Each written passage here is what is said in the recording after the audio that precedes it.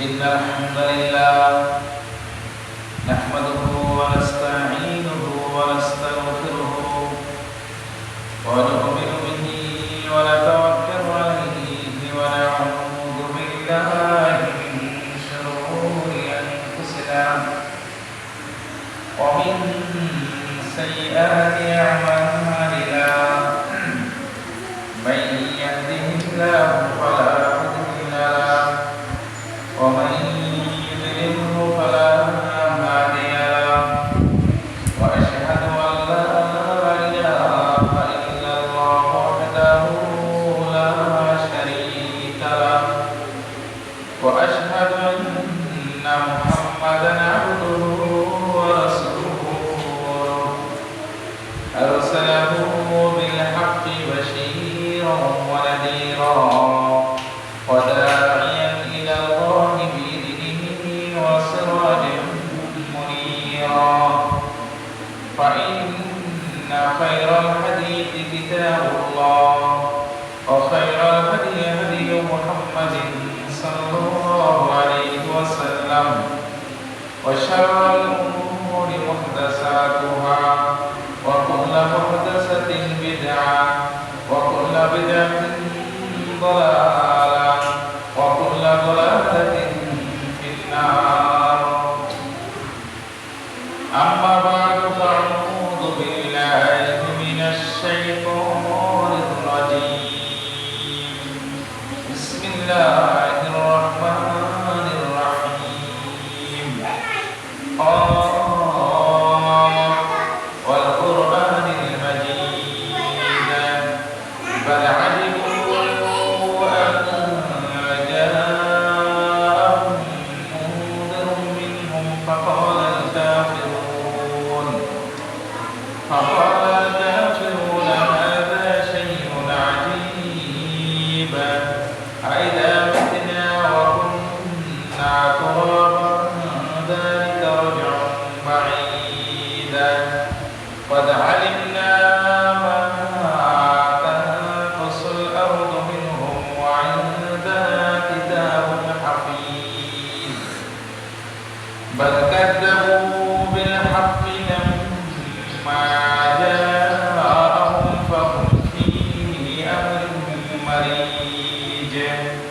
أفلم ينظروا إلى السماء كيف فوقهم كيف بنيناهم وزيناهم وما لهم من فروج. بارك الله لنا في كلام المجيد والقرآن الحميد. أعوذ بالله من الشيطان الرجيم. بسم الله الرحمن الرحيم. يا أيها الذين آمنوا اتقوا الله حق تقاته ولا تموتن إلا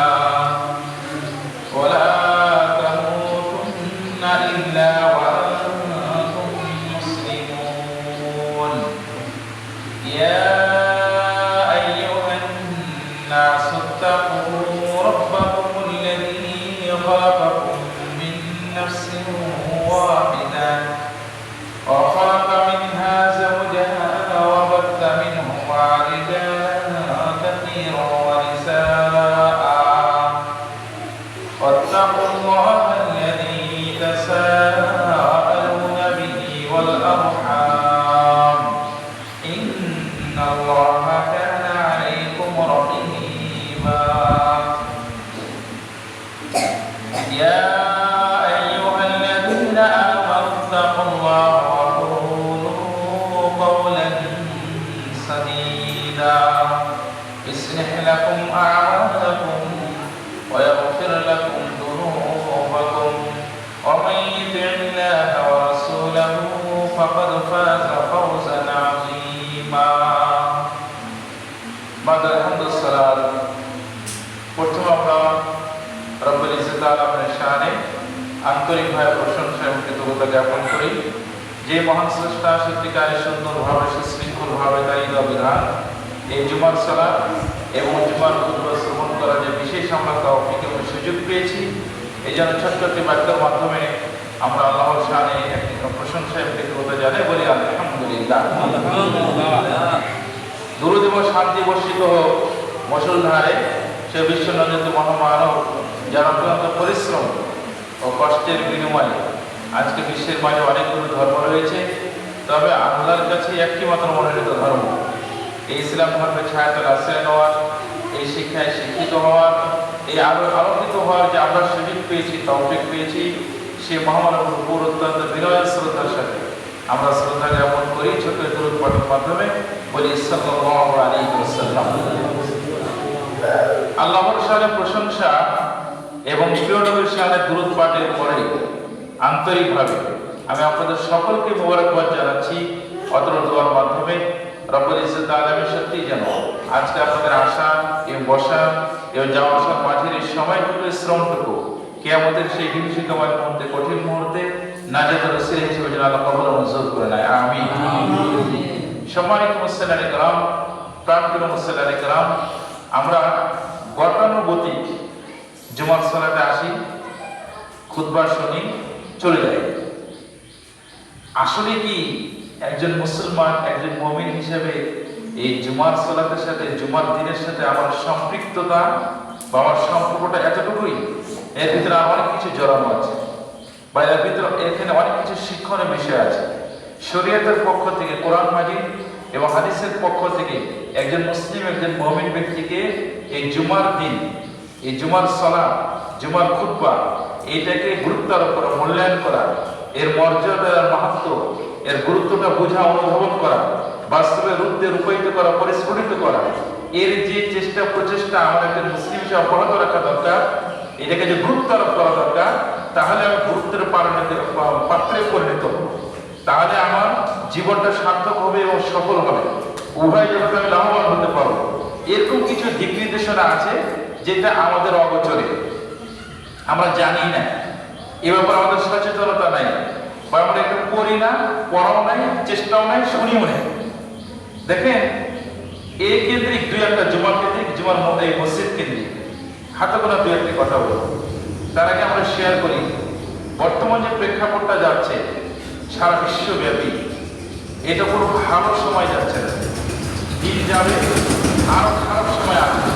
কিয়ামতের যে পূর্বাভাস, কিয়ামতের যে পূর্ব লক্ষণ, যে নিদর্শন, যে লক্ষণগুলো রাসূল সাল্লাল্লাহু আলাইহি ওয়াসাল্লাম চিহ্নিত করেছেন, বলেছেন, বর্ণনা বিবরণ দিয়েছেন, তা অনেকটাই এখন প্রকাশ পাচ্ছে। অনেকগুলো এখন এগুলো ঘটে যাচ্ছে। এই যে প্রকাশ পাওয়া, ঘটে যাওয়া, এটা পূর্বাভাস, জানেন। তার মাঝে কথার কথা বলা যায় অধিক মাত্রায় ভূমিকম্প হওয়া, অধিক মাত্রায় ভূমিকম্প হওয়া, আবহাওয়া অনুকূলে না থাকা, প্রতিকূলে চলে যাওয়া, বৃষ্টির সময় খুব বৃষ্টি অর্থ না হওয়া এবং অনাবৃষ্টি থাকা, আবার যে আপনারা করছেন আগের যে আবার সময় অনুপাতে বৃষ্টি হওয়া, সময় অনুপাতে কাজগুলো গুটিয়ে নেওয়া, গুছিয়ে নেওয়া, এগুলো হারিয়ে যাওয়া, এগুলো চলে যাওয়া। এই যে পশু প্রাণী আবহাওয়া কোনোটাই আপনার অনুকূলে থাকবে না, সব প্রতিকূলে চলে যাওয়া। এবং তাপ প্রবাহ, সারা বিশ্বে ইউরোপ কান্ট্রিতে আপনারা জানেন হাজার হাজার মানুষের তাপের কারণে মৃত্যুবরণ করেছে।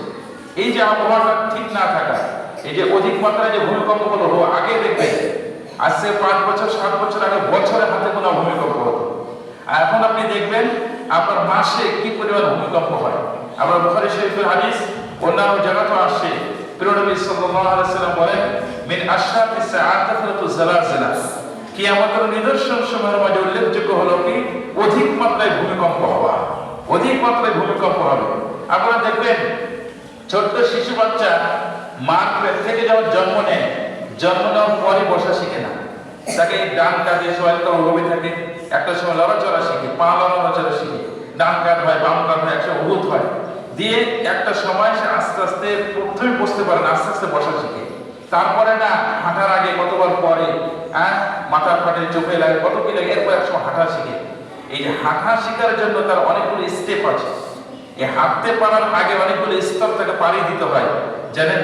কিয়ামতের যে বিশাল বিকট আওয়াজ, এই পাহাড়গুলো যে চূর্ণ বিচূর্ণ ধুলায়, ধুল ধূসর, একবার উড়বে, যে ঘূর্ণয়মান আসমান, এই তারকাগুলো সব ভেঙে চৌচির হয়ে যাবে, ফেটে যাবে, বিদীর্ণ হবে। এইটা ঘটমান হওয়ার আগে, এরকম বিপর্যয় হওয়ার আগে আল্লাহ রাব্বুল আলামিন এই প্রাকৃতিক ভাবে এই যে জমিনের বুকে ছোট্ট ছোট্ট ওই ভূমিকম্পগুলো এইটা ঘটিয়ে দিচ্ছে, যাতে করে আস্তে আস্তে ওই স্টেপে চলে যাবে। এটা হলো রাসূল সাল্লাল্লাহু আলাইহি ওয়াসাল্লাম বলে দিয়েছে, আর এটা ঘটবেই, যা বলেছে সেটা ঘটবেই। আর এইভাবে আল্লাহ রাব্বুল আলামিন কোরআন মাজিদের বিবরণ বর্ণনা দিয়েছেন যে কিয়ামতটা ঘটবে। তার আগে এতে কোনো সন্দেহ নেই, সন্দেহাতীত একটা বিষয়, কোনো প্রকার আপত্তি বলার কোনো সুযোগ নাই, প্রশ্ন করার সুযোগ নাই। এইরকম একটা বিষয় হলো কিয়ামত, এটা ঘটবেই, সংঘটিত হবে। এটা আমার আপনার এই কিয়ামতের প্রস্তুতি কতটুকু আছে, আমার আপনার সেই দিনের জবাবদিহিতা করার জন্য কতটুকু পাথরের সঞ্চয় উপকরণ আছে, কতটুকু মাধ্যম আছে। আমি এই ব্যাপারে কোনোদিন চিন্তাও করি না, ভাবি না, প্রশ্ন করে না। আমি একটু যে নিজেকে সচেতনতা নিয়ে, নিজের একটু বুদ্ধি বিবেক খাটিয়ে এটার প্রতি একটু আমি আগ্রহ করবো, চেষ্টা করব, এটার ব্যাপার আমি একটু জানবো, বুঝবো, পরিবারকে উদ্বুদ্ধ করবো, পরিবারকে নিয়ে পরকালের পাথরের সঞ্চয় সংগ্রহ সংকলন করার জন্য আমাদের কিছু তৎপরতা দরকার। এটা একটা মুসলিম হিসেবে, মুমিন হিসেবে একেবারে হারানোর পথে, একেবারে বিলুপ্তির পথে। এই জন্য সম্মানিত মুসলিম کرام, আপনারা জানেন কি আমাদের অনেকগুলো আয়াত আছে। আমি বলেছিলাম জুমার ক্ষেত্রে দুই একটি কথা বলবো, জুমার সালাত, জুমার মসজিদ, এই নামাজ সালাত, এটা নিয়ে দুই একটি কথা বলবো। তার আগে আমি কয়েকটা কথা এখানে বললাম, এক জায়গার সূরা বুরুজের কয়েকটা আয়াত নিয়ে এদিকে আমরা যেতে পারি। দেখেন সূরা বুরুজের 8টি আয়াত আছে, খুবই তাৎপর্যপূর্ণ। প্রথম 8টি পুরোটাই আছে, কিন্তু এর বিশেষ কিছু আলাদা কিছু বৈশিষ্ট্য রয়েছে। তার মধ্যে হাতে গোনা 3-4টি আয়াতে কথা বলবো। আল্লাহ রাব্বুল আলামিন কোরআন মাজিদে বলেন, সূরা বুরুজের প্রথম দিকে বলছেন, আউযু বিল্লাহি মিনাশ শাইতানির রাজীম, বিসমিল্লাহির রহমানির রহিম, ওয়াস সামাঈ যাতিল বুরুজ, ওয়াল ইয়াউমিল মাওউদ, ওয়া শাহিদুন ওয়া মাশহুদ। এই যে 4টি আয়াত এখানে, বা 3টি আয়াত 4টি কসম করেছে। এখানে প্রথম যে আয়াতের যে বিষয় আল্লাহ বলছেন কসম, শপথ, ওই আসমানের যেটা নক্ষত্র অট্টালিকা বিশিষ্ট আসমান, অর্থাৎ আসমানের ভিতর নক্ষত্র আছে, বিভিন্ন বড় বড় অট্টালিকা আছে। এই অট্টালিকা বুরুজ শব্দের অর্থ অট্টালিকা, বড় বড় বিল্ডিং, এবং আরেকটা অর্থ হলো তারকা। এই তারকা খচিত এই অট্টালিকা বিশিষ্ট এই আসমানের কসম, এটা আল্লাহ আপনার কসম করলেন, এই শপথ করলেন।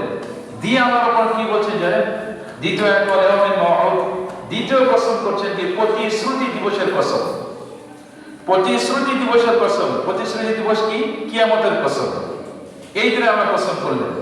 আপনারা হয়তো বুঝছেন না, আরেকবার আমি বলছি।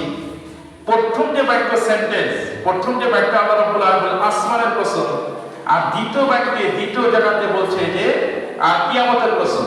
আচ্ছা, আসমানের কসমের পরে দ্বিতীয় বাক্যে এরকম হওয়া দরকার ছিল না যে আসমানে জান্নাত আছে, জাহান্নাম আছে, বাইতুল মামুর মসজিদ আছে, 7টা স্তর আছে, ফেরেশতা আছে, এইগুলো বিবরণ দিবে। কিন্তু আল্লাহ রাব্বুল আলামিন ওই প্রথম কসম করে ওই বিবরণ না দিয়ে দ্বিতীয় কসম বলছে কি জায়গায় কিয়ামতের কসম। এর ভিতর মিলটা কোথায়? এই প্রথম আয়াত দ্বিতীয় আয়াতের ভিতর মিল কোথায়? মিলটা কোন জায়গায় দেখেন আপনারা। কেউ যদি আপনাদের প্রশ্ন করে যে আসমান কোথায়, সূর্য কোথায়, আপনারা কি এই যে যাকে জিজ্ঞেস করা হচ্ছে তার চাইতে যে জিজ্ঞেস করছে তাকে মানুষ বোকা বলবে না? শিশু থেকে বার্ধক্য উপনীত হয়েছে সবাই জানে আসমান উপরে, সবাই আসমানকে দেখে, বলে সবাই আসমানকে দেখে। দেখার ভিতর কোনো কি সন্দেহ আছে? এই জায়গা থেকে কেউ কোনো আপত্তি তুলতে পারবে, প্রশ্ন তুলতে পারবে? কারোর কোনো সন্দেহ নাই। তো অনুরূপ ভাবে প্রথম বাক্যের পরে দ্বিতীয় বাক্যে এই মিলটা হলো এই জায়গায় যে এই আসমান দেখাতে, এই আসমান চিনাতে যেরকম কারোর কোনো প্রশ্ন নাই, আপত্তি নাই, সন্দেহাতীত একটা বিষয়, নিশ্চিত নির্ঘাত একটা বিষয়, ঠিক তদ্রুপ ভাবে এই আসমান দেখাতে যে কোনো সন্দেহ নাই, এই সূর্য দেখাতে যে কোনো সন্দেহ নাই, ঠিক কিয়ামত যে সংঘটিত হবে এই সংঘটিত হওয়ার ব্যাপারে কোনো সন্দেহ নাই। এই জন্য আল্লাহ রাব্বুল আলামিন প্রথমে আসমানের কসম করে পরে কিয়ামতের কসম করেছে। তার মানে আমাকে আপনাদের বোঝাচ্ছে এই তোমরা দৈনন্দিন যে আসমান দেখছো, এই আসমানটা দেখা অর্থাৎ রাতটা সরে যে দিন যে হয় এই সূর্যের তাপের মাধ্যমে এই জিনিসটা ঘটা, এই আসমানটা যে দেখা, এই দেখাতে যেরকম তোমরা কোনো খটকা প্রশ্ন আপত্তি তুলো না, জিজ্ঞাসা করো না যে আসমান কোনটা সূর্য কোনটা, ঠিক তদ্রুপ ভাবে আল্লাহ রাব্বুল আলামিন কিয়ামতটা যে সংঘটিত হবে এখানে প্রতিশ্রুতি ওয়াদা যেটা দিয়েছে, আপনার যে কাজ কর্ম যেটা চর্চা করছে, পুরস্কার পাওনা প্রাপ্তি আপনাকে বুঝিয়ে দিবেন, সেদিন যে বিচার হবে, ফয়সালা হবে, সেদিন যে অনেক কিছু সিদ্ধান্ত গ্রহণ করা হবে, ওই দিনটা সংঘটিত হওয়ার ক্ষেত্রেও কোনো সন্দেহ, কোনো আপত্তি, কোনো প্রশ্ন নাই। এই জন্য এই দ্বিতীয় আয়াতে আসমানের পর পরে এই কসমটা করেছে। এবার আমরা বলতে পারি যে এই কিয়ামতটা সংঘটিত হবে কোন মাসে কেউ জানে না, একমাত্র আল্লাহ জানে। কিন্তু বার কোনটা এটা আল্লাহ জানিয়ে দিয়েছে। কোন কি বারে কিয়ামত সংঘটিত হবে এটা আল্লাহ জানিয়ে দিয়েছে, কিন্তু কোন মাস কোন বছর এটা কেউ জানে না, একমাত্র আল্লাহ ভালো জানে। বার হবে শুক্রবার। এই জন্য পরের আয়াতে আল্লাহ কসম করেছেন ওয়াশাহিদু ওয়া মাশহুদ। এই শাহিদ মাশহুদের কয়েকটা ব্যাখ্যা আছে। তার মাঝে একটা ব্যাখ্যা হলো শাহিদ মানে জুমার দিন আর মাশহুদ মানে আরাফার দিন। এটা হলো দ্রষ্টার কসম আর দ্রষ্টের কসম। যে সাক্ষী থাকে তার কসম আর যার ব্যাপারে সাক্ষী হয় তার কসম, বা যে উপস্থিত তার কসম আর যাতে উপস্থিত হচ্ছে তার কসম। তো এখানে প্রশ্ন হলো যে আগে কথা বলা হলো প্রতিশ্রুতি দিবস কিয়ামতের কসম, পরে আবার কসম করা হচ্ছে আপনার শাহিদ জুমার দিনের কসম। কেন আমরা জুমার দিনের কসম করলেন? কেন শুক্রবারের কসম করলেন? আমি সারা সপ্তাহের আমলের কথা বলবো না, প্রতিদিনের আমলের কথা আপনাদের কাছে বলবো না। আজকে একটা জুমার দিন, এই জুমার দিনে আপনি মুসলিম বা মুমিন হিসেবে কতটুকু করছেন এটারই জবাবদিহিতা, এটা জানা বা এটা আমার বোঝা দরকার, বা নিজেকে প্রশ্ন করা দরকার। এটা নিয়ে দুই একটা আমরা কথা বলবো। প্রথমত কথা বলবো, দেখেন যে ওয়াশাহিদ যে আল্লাহ যে জুমার দিনের কসম করলেন, তো এখানে বলতে পারতেন ওয়া ইয়াউমুল জুমআ, হ্যাঁ, যে কসম জুমার দিনে, কিন্তু জুমার দিনের নাম না বলে গুণ দিয়ে কথা বলেছে। গুণ হলো কি? শাহেদ মানে দেখা, শাহেদ মানে আমরা যেরকম বাংলাতে বলে সাক্ষী থাকা, অর্থাৎ কেউ একজন মারামারি করেছে আর একজন দেখেছে, ওই যে ব্যক্তি দেখেছে সে বিচারকের কাছে সে সাক্ষী দিচ্ছে। এই আরবি বাংলাতে সাক্ষী দেওয়া আর আরবিতে তাকে বলে শাহেদ। তো জুমার দিনকে শাহেদ বলে নাম করার কারণটা কি? বললো যে সাক্ষী দেওয়া হবে। এই সাক্ষী দেওয়ার অর্থটা কি? এখানে কি অর্থটা আছে? এর অর্থ হলো তাফসীরুল কাদিরে আছে কয়েকটা ব্যাখ্যার এটা একটা ব্যাখ্যা। সেটা হলো জুমার দিনে অর্থাৎ গতকালকে 24 ঘন্টা, অর্থাৎ গতকালকে সূর্যাস্তের পরে, বৃহস্পতিবারে সূর্য ডোবার পরে আজকে সূর্যাস্ত পর্যন্ত এই 24 ঘন্টার মাঝে যে যত সুন্দর চর্চাগুলো করবে, ভালো কাজগুলো করবে, এই চর্চাগুলোর ভালো কাজগুলোর ব্যাপারে জুমার দিন নিজে কিয়ামতের দিন সাক্ষী প্রদান করবে। সুবহানাল্লাহ। এই জন্য আল্লাহ রাব্বুল কসম করে বলছেন ওয়াশাহিদ, এবং কসম হলো কি জুমার দিনে। তাহলে আপনি এবার প্রশ্ন করেন অন্যান্য দিনের কথা বাদ, এই জুমার দিনে আপনি মুসলিম হিসাবে, আপনি মুমিন হিসাবে আপনি কতটুকু ভালো চর্চা করছেন, আপনি কতটুকু ভালো কাজগুলো করছেন, আপনি কতগুলো শরীয়তের যে বিধান, যে দাবি দেওয়া, যে আহ্বান, যে মেসেজ, যে বার্তাগুলো আছে সেটা নিয়ে আপনার কতটুকু আপনার ভিতরে, আপনার ব্যক্তিগত জীবনে এবং আপনার পারিবারিক এবং দাম্পত্য জীবনে, সাংসারিক জীবনে কতটুকু আপনি চর্চা করছেন, কিভাবে আপনি বলাবলি করছেন, এটা আপনি নিজেকে প্রশ্ন করেন, তাহলে হবে উত্তর বের হয়ে আসবে। আমি আপনার কাছে আবারও বলি, আপনারা জানেন এই জুমার দিন আপনার উপরে সাক্ষী দিবে। আপনারা শুনেছেন কিনা যে রাসূল সাল্লাল্লাহু আলাইহি ওয়াসাল্লাম বলেন যে তোমরা জুমার দিনে আমার সামনে বেশি বেশি করে দুরূদ পাঠ করবা, বেশি বেশি করে আমার সামনে দুরূদ পাঠ করবা। আচ্ছা বলেন তো দেখি, কোন জিনিস কি চেয়ে নেওয়া ভালো না এমনি এমনি দেওয়া ভালো? এমনি এমনি দেওয়া ভালো। তো রাসূল সাল্লাল্লাহু আলাইহি ওয়াসাল্লাম আপনার কাছে চেয়ে নিচ্ছে, বলছে যে তোমরা আমার সামনে বেশি বেশি করে দুরূদ পাঠ করো। এর অর্থটা কি? এর মানেটা কি? সুবহানাল্লাহ। অন্য জায়গায় আসছে, আপনারা অন্য জায়গায় কথাটা শুনেছেন যে কিয়ামতের সে কঠিন মুহূর্তে, সে হাহাকার অবস্থা, মুমূর্ষু অবস্থা, জটিল অবস্থা, যে ভয়ানক অবস্থাতে মানুষ যখন অসহায় পড়বে, এরা নিরুপায়, তখন আদম নবীর কাছে যাবে। আদম নবীর কাছে বলবে যে আল্লাহর কাছে একটু সাফাত করেন না, সুপারিশ করেন, আমাদের এই করুণ অবস্থাতে একটু বাঁচানোর একটা বিচার, একটা ফয়সালা করুন, আল্লাহ যে কোনো একটা উদ্ধার করুক, রক্ষা করুক। তাহলে আদম নবী বলবে আমি পারবো না, আমার কি হয় আল্লাহ ভালো জানে, তোমরা নূহ নবীর কাছে যাও। এবার নূহ নবীর কাছে আসবে, তো নূহ নবী ওনাকে বলা হবে, উনিও বলবেন কি যে আমি যাই না, আমার কি হবে, কারণ আমার ছেলে হলো কাফের ছিল, তার ব্যাপারে আমি সুপারিশ করেছি, আমার কি হবে আমি যাই না। তোমরা এক কাজ করো, ইব্রাহিম নবীর কাছে যাও।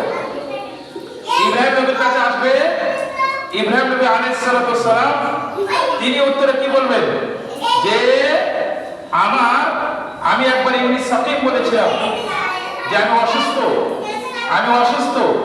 এই যে অসুস্থ হওয়ার যে কথাটা, এটা একটা শারীরিক অসুস্থতা আর একটা মানসিক অসুস্থতা। এই যে শারীরিক যে অসুস্থতার যে কথাটা আছে, তো এইটা তো ছিলাম না, মানসিক ছিলাম, এটা কি জব দেবো আল্লাহ ভালো জানে। তোমরা এক কাজ করো, মুসা নবীর কাছে যাও। এবার মুসা নবীর কাছে আসার পরে মুসা নবী কি বলবেন? মুসা নবী বলে যে আমি এক থাপ্পড়ে একজনকে বিদায় করে দিয়েছিলাম, ওই জব দিতে আমাকে কি করতে হবে আল্লাহ ভালো জানে। চাচা আপন জীবন বাঁচা, বলেন এই কথাটা, প্রবাদটাকে আছে না, সবাই আপন জীবন বাঁচা নিয়ে ব্যস্ত থাকবে, এই আপনটা নিয়ে ব্যস্ত থাকবে সেদিন। এরকম হবে মুসা নবী বলে আমি পারবো না, ঈসা নবীর কাছে যাও। এবার ঈসা নবীর কাছে আসবে, ঈসা নবী আলাইহিস সালাতু ওয়াস সালাম যে আমার দ্বারা সম্ভব নয়, কারণ আমার উম্মতরা আমাকে আল্লাহর সন্তান বানিয়ে ছেড়ে দিয়েছে, আমিও পারবো না। তাহলে তোমরা এক কাজ করো, আমি একজন নবীর সন্ধান দিই, তার আগের গুনাহ, পিছনের গুনাহ, সমস্ত গুনাহ আল্লাহ মাফ করে দিয়েছেন, ওই নবীর কাছে তোমরা যাও, ওনার কাছে তোমরা যাও। তিনি কে? বলে মুহাম্মদ মুস্তাফা নবী করিম সাল্লাল্লাহু আলাইহি ওয়াসাল্লাম। ভালোভাবে আপনারা খেয়াল করবেন, এই বিষয়টা আপনারা ভালোভাবে খেয়াল করবেন, এখানে কি তথ্য রহস্য জড়ানো আছে। আপনারা আযানের পরে বলেন না ওয়াফু মাকাম মাহমুদ আল্লাযী ওয়াক্তা, এই যে দোয়াটা আপনারা পড়েন না, আগে এটা এবার খেয়াল করেন। কোরআন মাজিদের আয়াত আছে আউযু বিল্লাহি মিনাশ শাইতানির রাজিম, আসা রাব্বুকা ইয়াবা'আথুকা মাকামান মাহমুদা, সম্ভবত তোমার রব তোমাকে প্রশংসিত মান দিয়ে কিয়ামতের দিন উত্থান ঘটাবে, পুনরুত্থান ঘটাবে। তাহলে প্রশংসিত মানটা কি, এই মাকামে মাহমুদাটা কি? আর আপনারা আযানের পরে দুরূদ শরীফ পড়ার পরে যে আপনারা দোয়াটা পড়েন যে আল্লাহুম্মা রাব্বা হাযিহি দাওয়াতি তাম্মা ওয়াস সালাতুল কায়িমা আতি মুহাম্মাদিন ওয়াসিলা ওয়াল ফাদিলা ওয়া আখরু মাকামা মাহমুদান আল্লাযী ওয়া'তা। এই যে মাকামা মাহমুদা, এটা কি? প্রশংসিত সম্মানিত জিনিসটা কি, যেটা আপনি ওয়াদা করেছেন। এই দোয়াটা পাঠ করলে প্রিয় নবী বলেছে আল্লাহু শাফাআতি, কিয়ামতের দিনে আমার শাফাআতটা তার জন্য ফরজ হয়ে যায়, আবশ্যক হয়ে যায়। সুবহানাল্লাহ, এটা বলা হয়েছে। এই মাকাম মাহমুদাটা এখন আসছে। ঈসা নবী বলল না যে তোমরা ওই নবীর কাছে যাও। এবার আমাদের নবীর কাছে আসার পরে সবাই যখন বলবে যে শাফাত করো আল্লাহর কাছে, তো আমাদের নবী সরাসরি আল্লাহর কাছে শাফাত করবে না, তিনি সরাসরি সাজদায় পড়ে যাবে আল্লাহর কাছে। সাজদায় পড়ে যে এত কিছু প্রশংসা করবেন, আল্লাহর গুণ গাইবেন এবং আল্লাহ শিখিয়ে দিবেন। শেষে প্রিয় আল্লাহ রাব্বুল আলামিন প্রিয় নবীর কাছে বলছে কুম সাল তুতা, তুমি দাঁড়াও এবং তুমি চাও, তুমি যা চাইবে তাই দেওয়া হবে। ইশফা তুশাফা, তুমি যা সুপারিশ করবে সেটাই তোমার শাফাতটা, সুপারিশটা কবুল করা হবে। সুবহানাল্লাহ। তখন দেখেন এবার আল্লাহ রাসূল শাফাত করবে সমস্ত উম্মতের জন্য, যাদের বিচার করা হয়, তখন এই শাফাতটা আল্লাহর কাছে কবুল ও মঞ্জুর হয়ে যাবে। তখন সমস্ত জনগণ, উপস্থিত কোটি কোটি জনগণ বলবে কেউ পারলো না, পারলো কে? মুহাম্মদ সাল্লাল্লাহু আলাইহি ওয়াসাল্লাম। কারণ আদম নবীও পারে নাই, নূহ নবীও পারে নাই, ইব্রাহিম নবীও পারে নাই, মুসা নবীও পারে নাই, ঈসা নবী পারে নাই, পারছে কে? আমাদের নবী। এইটা হলো মাকাম মাহমুদা, প্রশংসিত স্থান, পজিশন, অবস্থান। এটা আজানের পরে দোয়ার কথা বলা আছে, সেটা হলো শাফাত করতে পারা। আর দুরূদ শরীফ বেশি বেশি করে পাঠ করলে আল্লাহ রাসূল সাল্লাল্লাহু আলাইহি ওয়াসাল্লাম হাদিস আসছে তার ব্যাপারে আল্লাহ রাসূল কি করবেন? শাফাত করবে, সুপারিশ করবেন।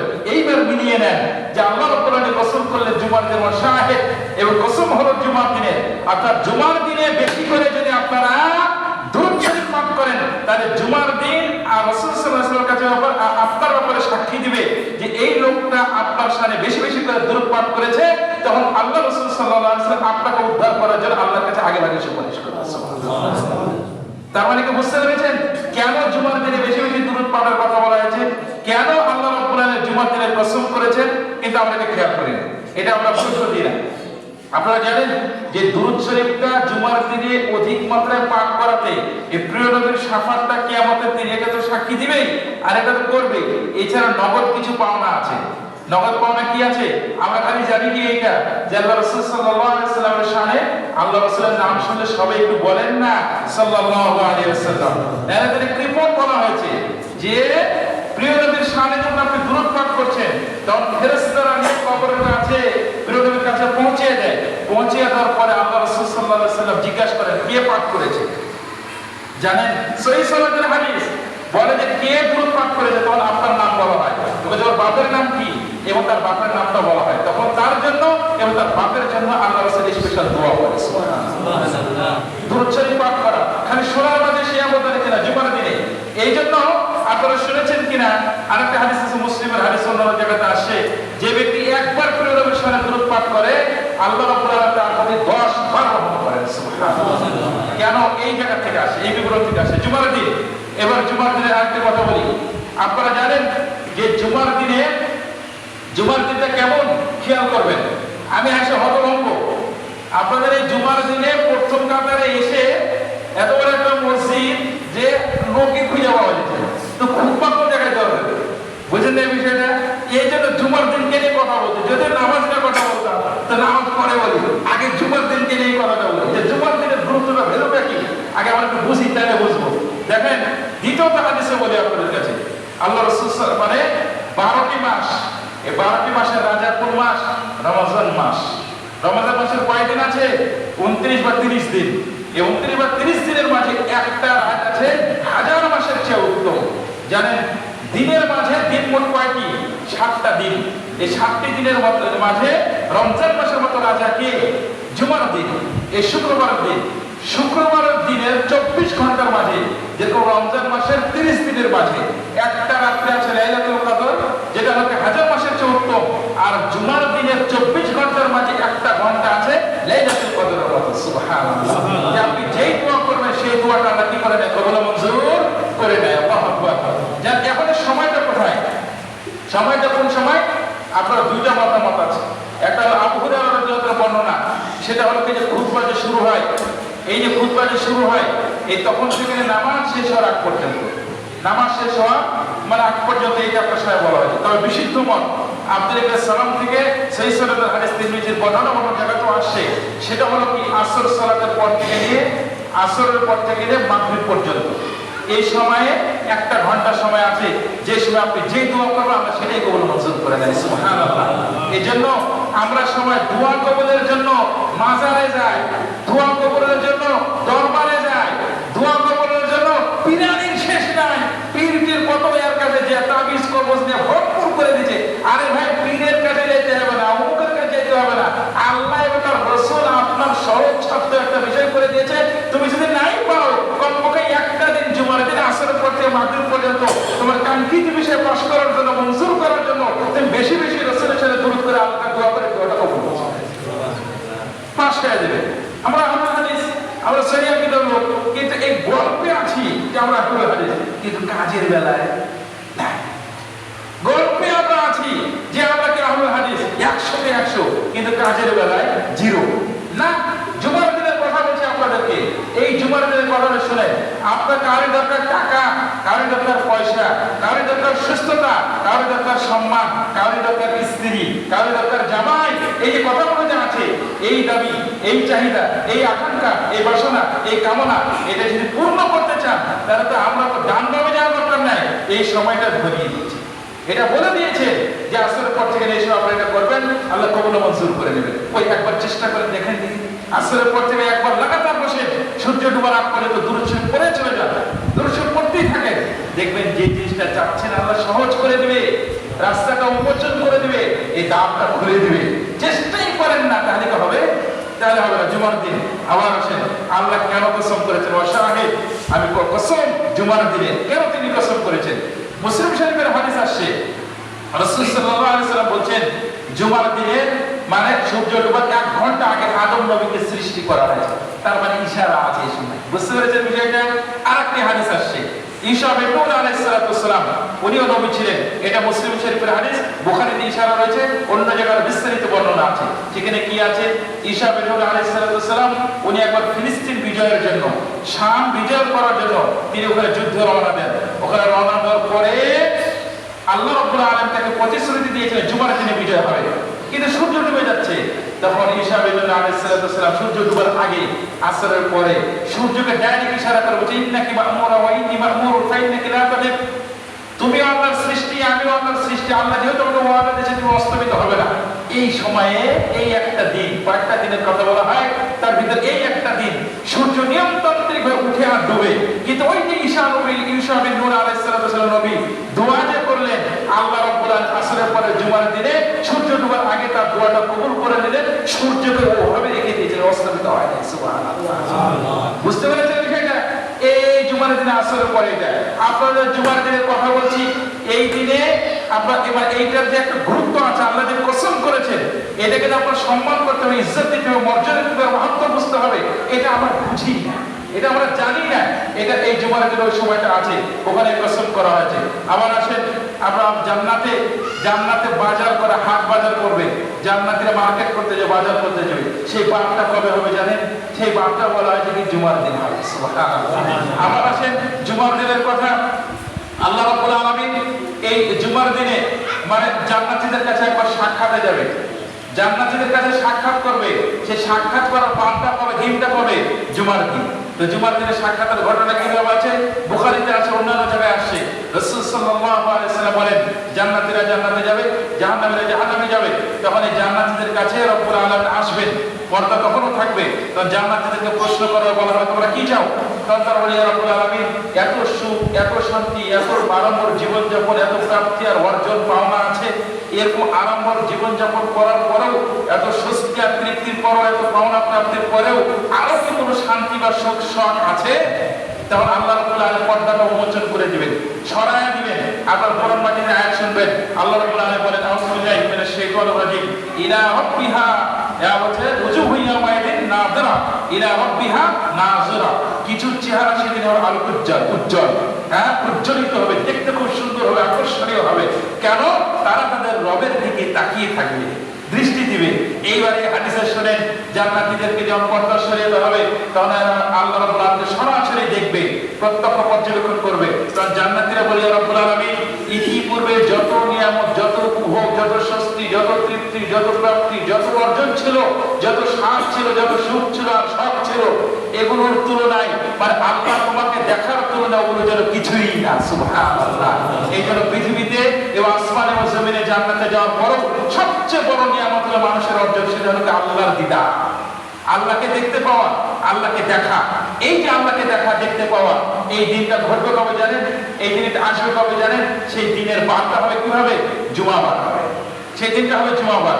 এবার আসেন, কথার কথায় আসেন, জুমার দিন কেন পছন্দ করা হয়েছে? আল্লাহ কেন জুমার দিনটা পছন্দ করেছেন?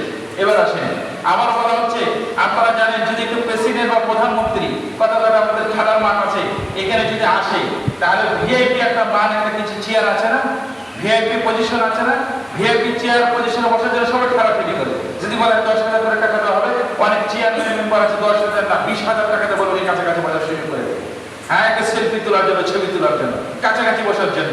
এবার বলে সমস্ত বিশ্ব সম্রাট যারা আছে, মন্ত্রী প্রেসিডেন্ট আছে, তাদের নিয়ন্ত্রক বিশ্ব নিয়ন্ত্রক রব্বুল আলামিন, তার দর্শন, তার দিদার, এটা দেখার জন্য প্রথম কাতারে সারিবদ্ধ হয়ে ভিআইপি মান্যে বসবে কারা? এরা কারা? এই ব্যক্তিরা কারা এটা বলার আগে আপনাদের কাছে বলবো, আপনাদের কাছে একটা দাবি করবো যে এই ব্যক্তি কারা আপনারা শুনবেন আর এই ভিআইপি মানটা নেওয়ার জন্য চেষ্টা করবেন ইনশাআল্লাহ। করবেন তো ইনশাআল্লাহ? জোরে বলেন না, করবেন তো ইনশাআল্লাহ? এবার আব্দুল্লাহ ইবনে মাসউদের হাদিস, এই হাদিস রাসূলুল্লাহ এটা মনে রাখবেন। আব্দুল্লাহ ইবনে মাসউদ থেকে বর্ণনা, মুসনাদ আহমদ বিন হাম্বলের সহিহ সনদের হাদিস রয়েছে। সেটা হলো কি, আল্লাহ রাসূল সাল্লাল্লাহু আলাইহি ওয়াসাল্লাম বলছেন, জুমার দিনে যে সমস্ত ব্যক্তিরা বাড়ি থেকে পবিত্রতা অর্জন করে সুন্দরভাবে এই মসজিদের প্রথম কাতারে খতিবের সাথে প্রথম কাতারে যারা বসে, কিয়ামতের দিন আল্লাহ রাব্বুল আলামিন এই প্রথম কাতারে বসা ব্যক্তিদের ভিআইপি মান দিয়ে তাকে দিদার করার দেখার জন্য সুযোগ করে দিবেন। সুবহানাল্লাহ। তাহলে এবার আপনারা যত পিছনে বসতে পারেন, যত পিছনে আসতে পারেন, এই একটা দিনকে গুরুত্ব করার জন্য, মূল্যায়ন করার জন্য এইটারই আপনারা আমরা বুঝি নেই। যারা যত পিছনে বসে না, সামনের কাতারে 1 2 3 আর নাই, শেষ। এই তিনজনের কথা বলা আছে, 1 2 3 এই তিনজনের কথা বলা আছে। এই তিন কাতারে যারা থাকবে এদেরকে আমরা ভিআইপি মান দিয়ে কিয়ামতের দিন রব্বুল আলামিনকে দিদার করার, দর্শন করার সুযোগ করে দিবেন। সুবহানাল্লাহ। অর্থাৎ জান্নাতের সবচেয়ে বড় পাওনা অর্জন ডিগ্রি হলো কি? আল্লাহর দিদার, আল্লাহকে দর্শন করতে পারা। সেটা কিভাবে? এই জুমার দিনে এই প্রথম কাতারে বসতে পারা। এদেরকে দেওয়া হবে।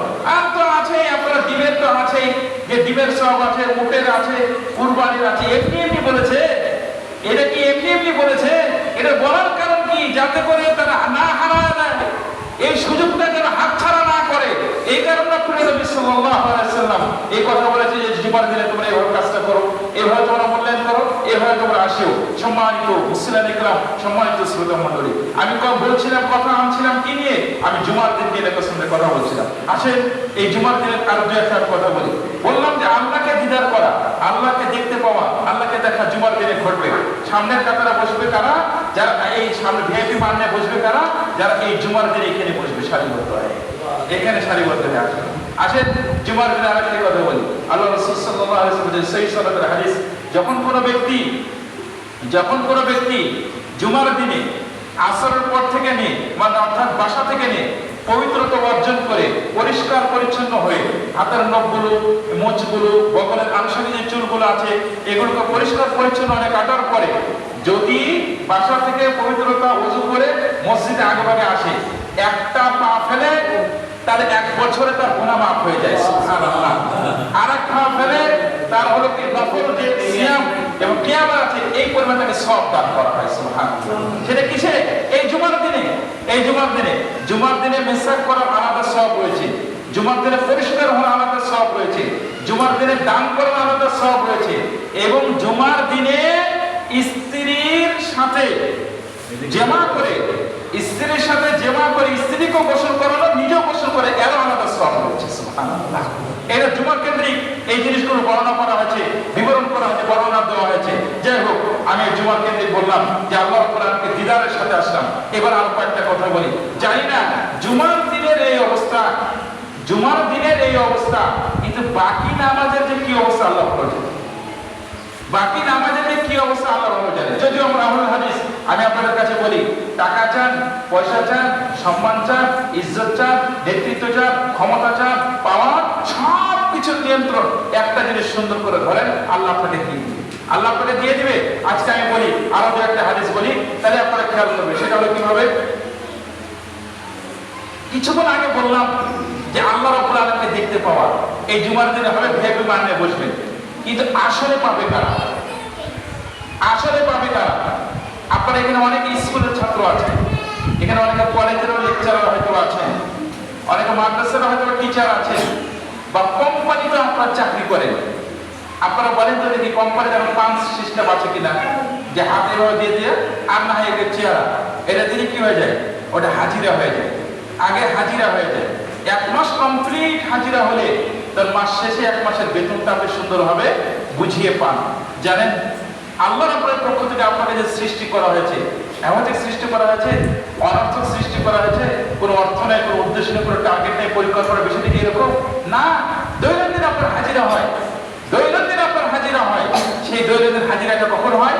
একবার হয় ফজরে, আর একবার হয় কখন? আসর আসরের সময়। এইবার আসেন আল্লাহকে আপনি দেখবেন এই হাজিরাটা যাদের ঠিক আছে, এই হাজিরা খাতে যাদের নাম ঠিক আছে, হাজিরা ঠিক আছে, তাদের কোনো চিন্তা নাই, হতাশা নাই, আক্ষেপ নাই, আফসোস নাই, কোনো চিন্তা নাই, কোনো আক্ষেপ নাই, কোনো আফসোস নাই। তাহলে হাজিরা নিয়ে একটু কথা বলি। আল্লাহ রাব্বুল কোরআন মাজিদে বলেন ইন্না কুরআনাল ফাজরি কানা মাশহুদা, নিশ্চয় ফজরের সালাতটা প্রত্যক্ষদর্শী, মাশহুদা প্রত্যক্ষদর্শী। অন্য জায়গায় বুখারীর হাদিস আছে, তিরমিজির হাদিস আছে। এর ব্যাখ্যাটা কি, এর অর্থটা কি, রহস্য কি, তাৎপর্য কি? সেখানে বলা হয় যে স্বয়ং এক শ্রেণীর ফেরেশতারা ফজরের নামার পরে দেখে, ঘুম বাদ দিয়ে কষ্ট করে বিছানা ছেড়ে সবকিছু ত্যাগ করে, ছোট রাত্রে এত ঘুমের তারার পীড়ার যন্ত্রণা কি চাপ, তারপরে এত বর্জন করে ত্যাগ করে মসজিদে আল্লাহর কাছে সাজদা করে নাম লেখো, এদের হাজিরা খাতায় নাম লিখে দাও। এই হাজিরা খাতায় নাম লিখে দাও, এইটাকে বলা হচ্ছে মাশহুদা, এইটাকে বলা হচ্ছে মাশহুদা। কোরআনের আয়াতের ব্যাখ্যায় এইটা বলা হচ্ছে মাশহুদা, হাদিসে বলা হচ্ছে মাশহুদা সাক্ষী। এইটা আছে। আরেকটা কখন, এই ফেরেশতারা আসরের সময় যখন আপনি আসেন, আসরের সালাতে যখন আপনি আসেন, তখন এই ফেরেশতারা আপনার আসরের সালাতে উঠে দেখে নেয়, হাজিরা করে নেয় যে কে কে নামাজে আসছে। এইটা নিয়ে বুখারীর হাদিস, তিরমিজির হাদিস, এটা আপনারা ফিকুম মালাইকাতু বিল-লাইলি ওয়ান-নাহারি, সুবহানাল্লাহ, যে ফেরেশতারা দিনে রাতে পালা পরিবর্তন করে। ইলা আখির হাদিস, হাদিসের শেষ পর্যায়ে শেষে বলা হয় ওই ফেরেশতারা যখন আসরের উপরে উঠে যায়, আসমানের উপরে, তখন আল্লাহর উপরে প্রশ্ন করে কাইফা তারাকতুম ইবাদি ওয়া হুয়া আলাম। আল্লাহ জানেন, তথাপিও ফেরেশতাদেরকে প্রশ্ন করে তোমরা কি অবস্থা আমার বান্দাদের রেখে আসলা, কি অবস্থা ছেড়ে আসলা? তখন এই ফেরেশতারা উত্তর বলে, ইয়া রাব্বুল আলামিন, আপনার কতিপয় অমুক অমুক বান্দা তারা আরাম বিশ্রামের ঘুমকে হারাম করে বিসর্জনে ত্যাগ করে ফজরের সালাতে আপনার মসজিদে হাজিরা দিয়েছে, আসর সালাতেও তারা উপস্থিত হয়েছে। এরা এরকম এই হাজিরাটা দৈনন্দিন হাজিরা হয়ে গেল, দৈনন্দিন হাজিরা হয়ে গেল। আল্লাহ রাসূল সাল্লাল্লাহু আলাইহি ওয়াসাল্লাম বলেন মান সাল্লা সালাতাল ফারদাইন দাখালাল জান্নাহ। এই তোমরা শুনে দেখো, বুখারী মুসলিমের হাদিস, যে ব্যক্তি ঠান্ডা দুই ওয়াক্ত নামাজ সুন্দরভাবে আদায় করলো, সরাসরি জান্নাতে প্রবেশ করবে। সুবহানাল্লাহ। আল্লাহ রাসূল সাল্লাল্লাহু আলাইহি ওয়াসাল্লাম বলেন লা ইয়ারিজান নার আহাদুন মান সাল্লা ক্বাবলা তুরি শামসা ক্বাবলা গুরুবিহা, রাওয়াহু মুসলিম। এটা মুসলিম শরীফের হাদিস। ওই ব্যক্তি কখনো কোনোভাবে জাহান্নামে প্রবেশ করবে না যে ব্যক্তিটা সূর্য উদয় হওয়ার আগের সালাত ফজর সালাত, আর যে ব্যক্তিটা সূর্যাস্ত হওয়ার আগের সালাত আসর সালাত, এই দুইটা সালাতকে সুন্দরভাবে আদায় করবে, নিয়মতান্ত্রিক ভাবে আদায় করবে, কোনোভাবে সে জাহান্নামে প্রবেশ করবে না। সুবহানাল্লাহ। আল্লাহ রাসূল সাল্লাল্লাহু আলাইহি ওয়াসাল্লাম বলেন আল্লাহ রাব্বুল আলামিনকে এইভাবে দেখতে পাবা, চাঁদের মতো দেখতে পাবা। তোমরা এক কাজ করিও, আল্লাহ রাব্বুল আলামিনকে যদি দেখতে চাও তাহলে অগ্রিমে প্রশ্ন ফাঁস করে দিলাম, ওটার জন্য যে টিকিট লাগে টিকিটটা আগেই বিক্রি করে দিলাম, ওটার জন্য পাসপোর্ট লাগে পাসপোর্টটা আগে তোমাদেরকে ধরাই দিলাম, জানাই দিলাম, বুঝিয়ে দিলাম। শোনো, কিয়ামতের দিন মানুষের জীবনে সর্বোচ্চ চাপ ও আশা আকাঙ্ক্ষার যে বিষয়টা রয়েছে সেটা হলো আল্লাহ রাব্বুল আলামিনের দিদার এবং দর্শন করা। তোমরা যদি আল্লাহর দিদার, এই দর্শনটা তোমরা যদি নিতে চাও, দেখতে চাও, পেতে চাও, এই অর্জনটা যদি তোমরা কামাই করতে চাও, তাহলে এক কাজ করো, খবরদার দুইটা জায়গায় তোমরা পরাভূত হইও না, খবরদার দুইটা জায়গায় তোমরা পরাজয় বরণ করিও না, ওই জায়গায় তোমরা হেরে যেও না, ওই জায়গায় তোমরা নিজেদেরকে নিজেদেরকে বিপর্যস্ত করিও না। কি? এক নম্বর, খবরদার ফজর সালাতটা হাতছাড়া করবা না। দুই নম্বর কি? আসর সালাতটা হাতছাড়া করবা না। এই দুইটা সালাতটা ঠিকমতো ধরে রেখো, আল্লাহ রাব্বুল আলামিনকে দিদার করার, দেখা তোমাদেরকে সুযোগ করে দেওয়া হবে। সুবহানাল্লাহ। এবং জান্নাতে প্রবেশের রাসূল বলেই দিলেন যে ব্যক্তি তার সরাসরি জান্নাতে প্রবেশ করবে। সুবহানাল্লাহ। এবার আসেন, এখানে জান্নাতে প্রবেশের কথা বললাম, এই দুইটা সালাতের কথা বললাম। আপনার ছেলেকে যদি ঢাকায় পাঠান, তার মনে মনে বলেন কি একটা মোবাইল ধরিয়ে দিন, যে আপনারা কি বলেন যে বাবা গেছো কিনা, কি খবর, কি কত চিন্তা, হতাশা, বাবা হতাশা। জানেন আমি মোবাইল ধরাচ্ছেন কেন, এভাবে ধরাচ্ছেন কেন আপনি? আবার রাসূল সাল্লাল্লাহু আলাইহি ওয়াসাল্লাম কি বলেছে, মান সাল্লা সালাতাস সুবহি ফি জামাতিন ফাহুয়া ফি জিম্মাতিল্লাহ। যে ব্যক্তি ফজর সালাতটা জামাতে আদায় করবে, তার পূর্ণাঙ্গ দায়ভার আল্লাহ নিয়ে নেয়। সুবহানাল্লাহ। আজকে সারা বিশ্বে 200 কোটি মুসলমান, এই 200 কোটি মুসলমানরা সত্যিকারের কোন সমাজ, কোন এলাকার অঞ্চলের লোকেরা এরকম ভাবে ফজর উঠে জামাত যদি একসাথে পড়তো, তার ওই গ্রামের লোকের আচরণে, ব্যবহারে অন্যরা আতঙ্কিত হতো। যারা মুসলিম আছে তারা কাঁপতো, শক্তিতে কাঁপতো, এমনি আল্লাহ তাদের ভিতরে হতাশা, ত্রাস, ভয়, আতঙ্ক তৈরি করে দিত। কিন্তু আমরা কি সেই জাতিতে আছি? আমরা সেই জাতিতে নাই। আমাদের সমাজে, এই সমাজের লোককে দেখে অন্য বিধর্মী যারা আছে তারা প্রকম্পিত হবে, কাঁপবে, শক্তি দেওয়ার ক্ষমতা দেওয়া। কি সে জানে যদি ফজর সালাতটা জামাতে আদায় করা হয়? এইটা যদি ঠিক মতো আদায় করে দেওয়া হতো। আল্লাহ রাসূল সাল্লাল্লাহু আলাইহি ওয়াসাল্লাম বলছেন ফজর সালাতটা জামাতে যদি আদায় করে তাহলে তার পূর্ণাঙ্গ জিম্মা আল্লাহ নিয়ে নেয়। সুবহানাল্লাহ। তাহলে আপনার জন্য চিন্তা করতে হবে না, আপনার জন্য আক্ষেপ করতে হবে না, আফসোস করতে হবে না। কথাটাকে আবার বুঝিয়ে বলছি দেখেন। ওমর ইবনে খাত্তাব রাদিয়াল্লাহু তাআলা বংশধর ওমর বিন আব্দুল আজিজ, উমাইয়া শাসক হিশাম বিন আব্দুল মালিক আর ওমর বিন আব্দুল আজিজ, তারও 10টা ছেলে ছিল। ওমর বিন আব্দুল আজিজ রাহিমাহুল্লাহ তার সন্তানদের জন্য রেখে গিয়েছিল, প্রত্যেকটা সন্তানের জন্য 10 দিনার 20 দিনার। মা বোনদেরকে বলছি, আমি মা বোনদেরকে বলছি, আপনাদেরকে বলছি, ওমর বিন আব্দুল আজিজ রাহিমাহুল্লাহ তার সন্তানদের জন্য রেখে গিয়েছিল 10 দিনার 20 দিরহাম করে। আর হিশাম বিন আব্দুল মালিক তার সন্তানদের জন্য রেখে গিয়েছিল 1,20,000 দিরহাম করে। পরবর্তীতে ওমর বিন আব্দুল আজিজ রাহিমাহুল্লাহর সন্তানগুলো শিল্পপতি, কোটিপতি, ব্যারিস্টার, লয়ার, বিচারক, ইমাম, তারা হলো কি মানুষের কাছে সম্মানের পাত্র, গ্রহণযোগ্য পাত্র, তাদেরকে মূল্যায়ন করে, বয়স করে মানুষেরা ডাকে, স্যার বলে তাদেরকে। কেন? তিনি তো দিয়ে গেছিলেন মাত্র কি 20 দিনার করে, 10 দিনার করে। কিন্তু হিশাম বিন আব্দুল মালিকের সন্তানগুলো তারা পরবর্তী তাদেরকে চাইতে হয়েছে, অন্যের কাছে ধর্ম দিতে হয়েছে। বলে কেন? ওমর বিন আব্দুল আজিজ রাহিমাহুল্লাহ পাত্রটা ছিদ্র করে রেখে যায় নাই, পাত্রটা পূর্ণ করে সুন্দর করে রেখে গেছে, যে পাত্রে যদি রাখা হয় পড়ে যেত না, হারিয়ে যেত না। কিন্তু হিশাম বিন আব্দুল মালিক রাহিমাহুল্লাহ তাও ঢের জিনিস দিয়ে গেছে, কিন্তু যেই জিনিসটা যেখানে রেখে গেছে পাত্রটা ছিদ্র রেখেছে, পড়ে গেছে, চলে গেছে, হারিয়ে গেছে, ক্ষতি হয়েছে, নষ্ট হয়ে গেছে। কিভাবে? ওমর বিন আব্দুল আজিজ রাহিমাহুল্লাহ তার সন্তানকে ফজরে ওঠা শিখিয়ে দিয়েছিল। ফজরে উঠতে হবে, আল্লাহর জিম্মায় যদি থাকে, যে কোনো উপায়ে যেভাবেই হোক ওকে আল্লাহ ডাক্তার হোক, ব্যারিস্টার হোক, লয়ার হোক, ইঞ্জিনিয়ার হোক, এলাকা অঞ্চলের সম্মানিত এবং কি দামি গুরুত্বপূর্ণ পার্সন ব্যক্তি হওয়ার জন্য যে পাঁচটা যে সঞ্চয় উপকরণ দরকার, যে মাধ্যম দরকার, এটা আল্লাহর উপরে নিজ দায়িত্ব তত্ত্বাবধান দিয়ে ওই ব্যক্তিকে গন্তব্যস্থলে পৌঁছে দেবে। আর আপনি ফজরের নাম বাকও নামাজ পড়ে না, মাও নামাজ পড়ে না, বেটিও নামাজ পড়ে না, বেটাও নামাজ পড়ে না, সব এক ঘাটের মাঝে, সব এক ঘাটের মাঝে। আর আশা করছেন কি এক করে এক গাড়ি, বিশাল বড় বড় করে আশা করছেন। জিরো হবে, জিরো হবে, কোনো দিনও হবে না। এটা ছিদ্র হয়ে সব যা করছে সব হারিয়ে যাবে, মরিচিকা ধরবে, ঘুম ধরবে। এটা যদি হারিয়ে যায়, মুসলমান পরিচয় দিয়ে যদি এই জিনিসটা আপনার ভিতরে না থাকে। এবার আসেন বলে বানিয়ে বললাম বুঝি, মনে মনে বলবেন আনাস মাদানী যে কথাটা বললো বুঝি বানিয়ে বানিয়ে বললো, এত বড় আর কথা কেমনে বললো? না, আমার সমস্যা নাই। আহলুল হাদিস যারা আছে কমপক্ষে বানিয়ে কোনো কথা বলার সুযোগ এটা নাই, অন্য জায়গাতে আসেন, এটা বুঝিয়ে দিই। কিভাবে? আপনারা শুনেছেন বুখারী শরীফের হাদিস, মুসলিমে আছে, তিরমিজিতে আছে, অন্যান্য জায়গাতেও আছে। সেটা কি? আল্লাহ রাসূল সাল্লাল্লাহু আলাইহি ওয়াসাল্লাম বলেন, মান তারাকা সালাতুল আসর ফুতিরা লাহু মালুহু ওয়া আহলুহু। সুবহানাল্লাহ। প্রিয় নবী কি বললেন? যে ব্যক্তিটা আসর সালাতের জামাতটা ছেড়ে দিল, এই আসর সালাতের জামাতটা পড়লো না, আসর সালাত পড়লো না, তার দুইটা জিনিস শেষ হয়ে যায়। কয়টা জিনিস শেষ হয়ে যায়? দুইটা জিনিস শেষ হয়ে যায়। ফুতিরা মালুহু ওয়া আহলুহু, তার সম্পদ যেগুলো আছে এই সম্পদে ঘুম ধরা শুরু হয়ে যায়, নষ্ট হয়ে যায়, মরিচিকা ধরে, ঘুম ধরে, লসের ভিতরে পড়ে যায়। আর একটা হলো কি? ওয়ালাদুহু, তার সন্তানটা অনুগত হয় না, তার সন্তানটা বেয়াদব হয়ে যায়, তার সন্তানটা থাপ্পড় মারতে চায়, তার সন্তানটা লাথি মারতে চায়, তার সন্তানটা মার সাথে তর্ক বিতর্ক করে, তার সন্তানটা বাপের সাথে তর্ক বিতর্ক করে, ঝগড়া করে, বিবাদ করে, এবং কি সে বক্তর শিকার হয়, সে লাঞ্ছিত হয়, বঞ্চিত হয়, ঘৃণিত হয়, অভিশপ্ত হয়। কিসে?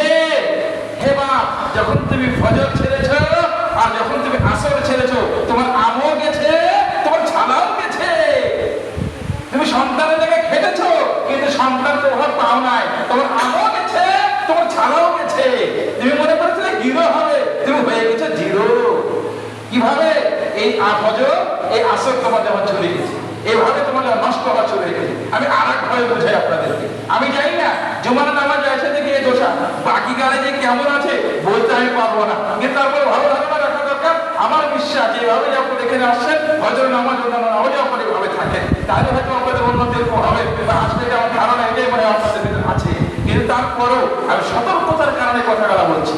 জুমার দিনকে কথা বলেছিলাম, আল্লাহ রাসূল বলেছিলেন আল্লাহকে দেখতে চাও, জুমার দিন জুমার দিন হবে, আর এই নামাজটা ছাড়িও না। সম্পদ ঠিক রাখতে চাও, এই সম্পর্কে এই দুইটা নামাজকে ছাড়িও না। সন্তান ঠিক রাখতে চাও, এই দুইটা নামাজকে ছাড়িও না। এইটা ভালো করে দেখো, সব নিয়ন্ত্রণে চলে আসবে। বুঝেন না ভাই? এক গ্রাম অঞ্চল তো, আঞ্চলিক ভাষায় বললাম, মুরগি আছে না 10-12টা বাচ্চা নিয়ে, তো 10-12টা বাচ্চা, প্রত্যেকটা বাচ্চা ধরতে যায় না, ওই মুরগির বুড়ানি মুরগিটা ধরে খাঁচার ভিতরে দেখা যায় বাচ্চাকে এমনি আছে, এর কি হবে, যাওয়া হবে, স্বাভাবিক হবে, ফজর আসর ঠিক মতো পড়েন, ধরে বাকি যাবতীয় কাজগুলো আস্তে আস্তে গুটিয়ে এখানে সব চলে আসবে, এখানে সব চলে আসবে। এই জায়গাটা আপনারা আছেন, এই জায়গা আপনারা ধরেন।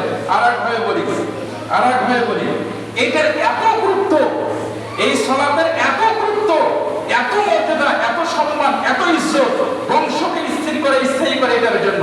এই জন্য ইব্রাহিম নবী আলাইহিস সালাতু ওয়াস সালাম আল্লাহর কাছে যখন উনি দোয়া করেছিলেন, চেয়েছিলেন, উনি জানেন যে নবুয়তি ফ্যামিলি হওয়ার জন্য, রিসালাতের ফ্যামিলি হওয়ার জন্য অন্য কোনো শক্তি, গর্ব, অহংকার করে দেওয়া হবে না। এটা আল্লাহর কাছে পাশ করে নিতে হবে। এই আল্লাহর কাছে পাশ করে নিতে অন্য কোনো গুণের মাধ্যমে হবে না, আলাদা ব্যতিক্রমী গুণ লাগবে। এই জন্য আল্লাহর কাছে তিনি আগেই দোয়া করেছেন, রব্বি জাআলনি মুকিমাস সালাতি ওয়া মিন যুররিয়াতি।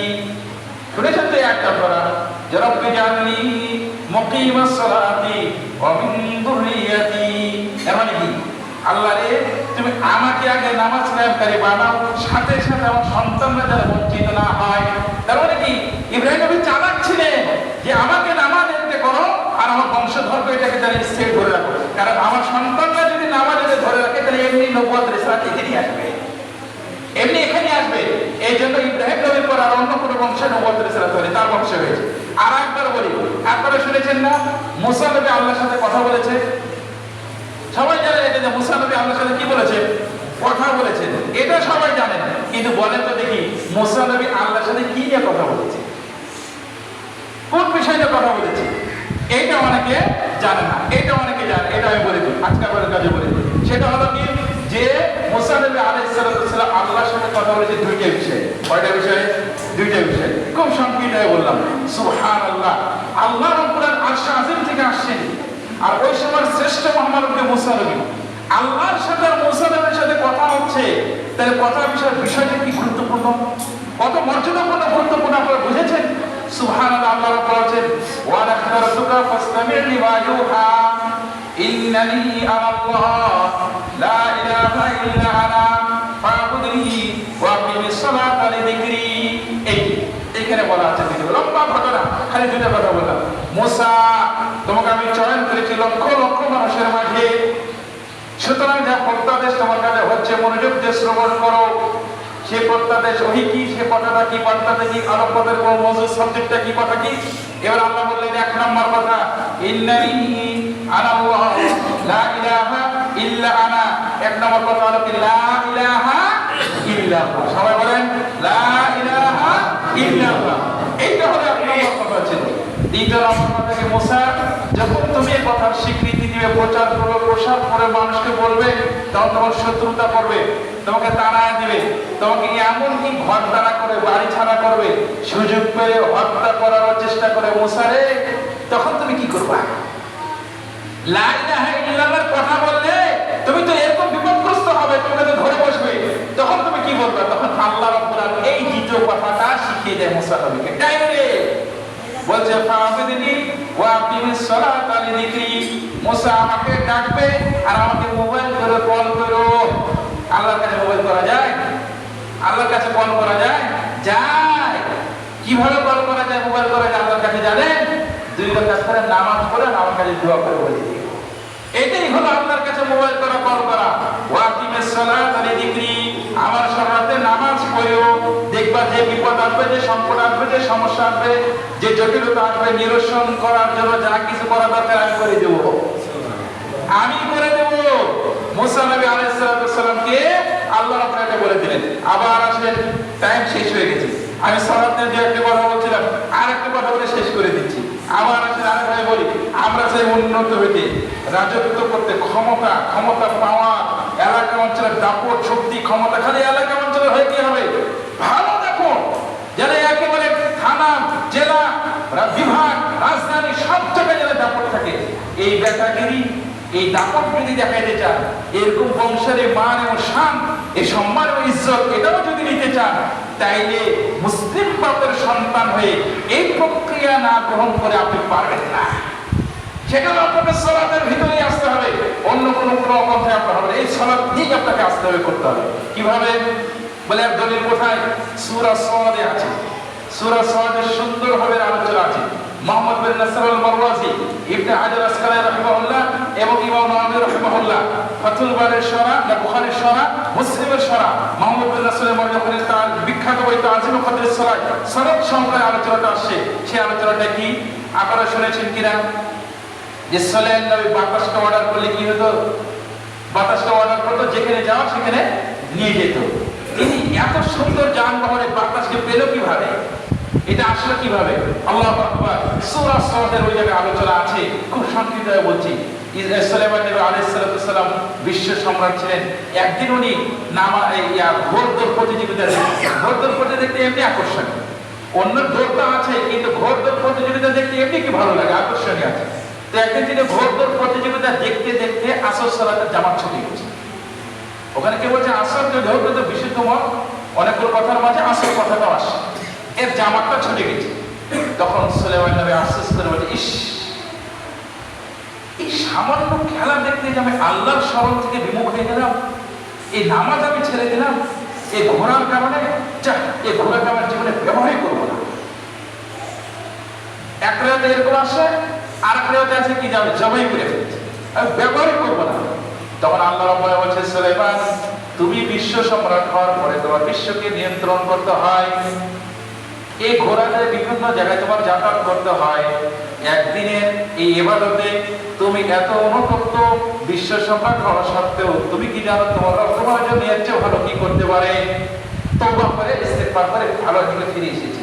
আমি আপনাদের কাছে বলবো, আপনারা এই তওবা করে ইস্তেগফার করে শক্ত মনোবল স্থির করে দিন, এই সালাতের দিকে যদি আসতে পারেন, এই সুলাইমান নবীর মতো আল্লাহ রাব্বুল আলামিন ঘটনা হিসেবে বলে দিয়েছে। তখন বলছে আল্লাহ যে, সুলাইমান রে, ঘোড়ার পরিবর্তে আজকে থেকে তোমার জন্য বরাদ্দ করে হলো বাতাসকে। সুবহানাল্লাহ। যে ঘোড়া দিয়ে তুমি বিভিন্ন জায়গায় যেতে, এখন আর সেটা হলো না। এখন ঘোড়ার পরিবর্তে ওই যেখানে ভুল হয়েছে, খালি নামাজ ছেড়ে দিয়েছিলে, এত অনুতপ্ত হচ্ছে, তওবা ইস্তেগফার করছো, তো ওর পরিবর্তে তোমাকে ঘোড়ার পরিবর্তে আজকে বাতাসকে তোমার যানবাহন করে দেওয়া হবে। সুবহানাল্লাহ। কি মজা করে আল্লাহ বর্ণনা করেছে জানেন? হ্যাঁ জানেন? এবং আল্লাহ রাব্বুল কাছে ক্ষমা চেয়ে তিনি খালি এটাও না, আরো বড় রাজত্ব চেয়ে নিয়েছে। আল্লাহু আকবার।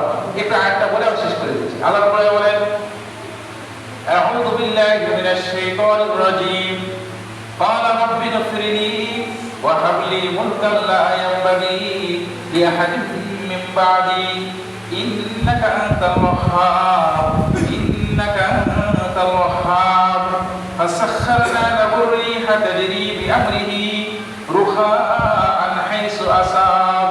সূরা সাদ আলোচনাটা আসে। সুলাইমান নবী আল্লাহর কাছে বলছে, আল্লাহ রে, সরি, আমি তোমার কাছে মাপ চাই আল্লাহ, তবে আমার যোগ্যতা বলে আমি এত কিছু চাচ্ছি না, এই জন্য আগে আমি মাপ চেয়ে নিচ্ছি।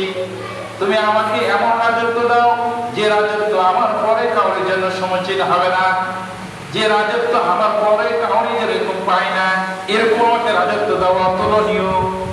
আমার রাজত্বের কোনো বিকল্প জুড়ি এবং তুলনা যেন না হয়। তুমি দিবা না মানে আল্লাহ, ইন্নাকা আনতাল ওয়াহ্হাব, তুমি তো হলো সর্বোচ্চ দাতা, তোমার দেওয়ার কোনো বিকল্প জুড়ি নেই, তোমাকেই দিতে হবে আল্লাহ। কিভাবে চেয়েছেন দেখেছেন? এবার আল্লাহ তাকে দিয়েই দিয়েছে।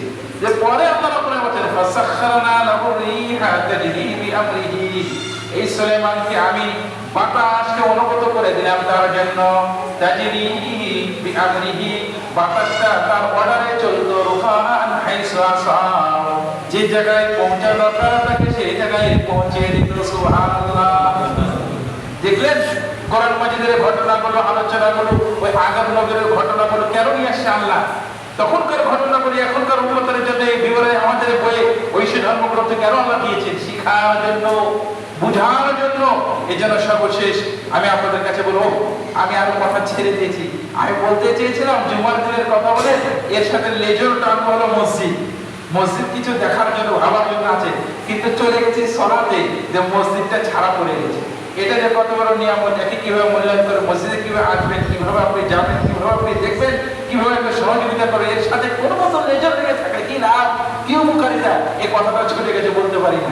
যেহেতু সবাই শেষ হয়ে গেছে, পরে পরে এক সময় যদি আমরা সুযোগ করে তাহলে তখন দেখা যাবে আল্লাহ রাব্বুল কাছে দোয়া করে, আল্লাহ আমি সহকারে আমাদের সকলে যারা এখানে আছি, রব তোমার বিশেষ দয়া, তোমার রহম করুণায় ফজর সালাত সহ বাকি সালাতগুলো জামাতে আদায় করার তৌফিক দান করো, আমিন। ইয়া রাব্বুল আলামিন, জুমার দিনে আগেই যেন মসজিদ ভরপুর হয়ে যায়, সামনের কাতারের জন্য যেন মারামারি ঝগড়া শুরু হয়ে যায়, এরকম সামনের কাতারে বসে ভিআইপি পান নিয়ে তোমাকে দেখার তুমি সুযোগ করে দাও, আল্লাহু আমিন। ইয়া রাব্বুল আলামিন, আমাদের মাঝে অনেক ভাই অসুস্থ রয়েছে, তুমি শেফা আজিলা দান করো, আমিন। ইয়া রাব্বুল আলামিন, আমাদের মাঝে অনেক ভাই ঋণগ্রস্ত রয়েছে, আল্লাহ তোমার বিশেষ দয়ার মাধ্যমে ঋণগুলো পরিশোধ করার তৌফিক দান করো, আমিন। অনেকে বিদায় নিয়েছে, মৃত্যুবরণ করেছে, তাদের কবরকে জান্নাতের টুকরায় পরিণত করো, আমিন। জাযাকুমুল্লাহু খাইরান ওয়া রাহমাতুল্লাহ। আসসালামু আলাইকুম ওয়া রাহমাতুল্লাহি ওয়া বারাকাতুহু।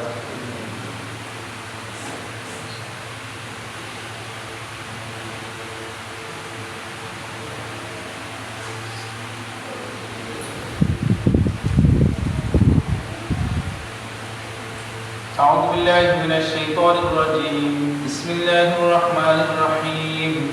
إن الله وملائكته يصلون على النبي يا أيها الذين آمنوا صلوا عليه وسلموا تسليما. اللهم صل على محمد وعلى آل محمد كما صليت على إبراهيم وعلى آل إبراهيم إنك حميد مجيد. اللهم بارك على محمد وعلى آل محمد كما باركت على إبراهيم وعلى آل إبراهيم إنك حميد مجيد. عباد الله رحمكم الله، إن الله يأمر بالعدل والإحسان وإيتاء ذي القربى وينهى عن الفحشاء والمنكر والبغي يعظكم لعلكم تذكرون. واذكروا الله يذكركم وادعوه يستجب لكم ولذكر